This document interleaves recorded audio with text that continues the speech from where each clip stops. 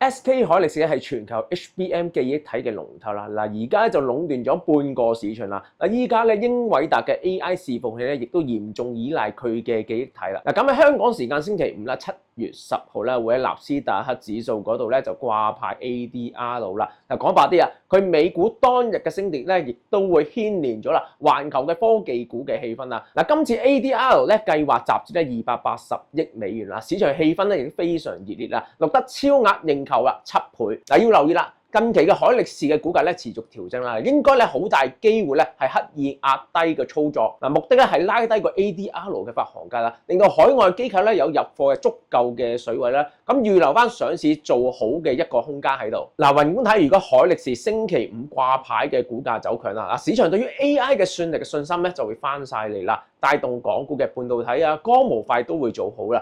萬一出現破發，咁就會引起獲利沽壓。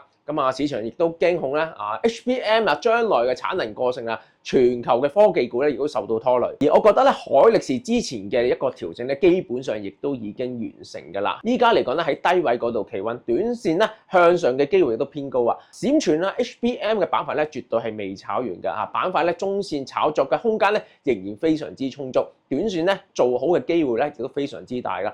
有玩開美股嘅朋友可以留意 SKHY 啦。而港股嘅7709咧，每日都係近期大熱啦。我哋嘅群組咧，每日都留意住高低位。如果有興趣嘅朋友咧，歡迎 WhatsApp 聯絡查詢啦。7月份嘅課程咧，我就會同大家講有啲咩嘅黃金嘅板塊啦，同埋咧有啲咩嘅攻守兼備嘅收息股份。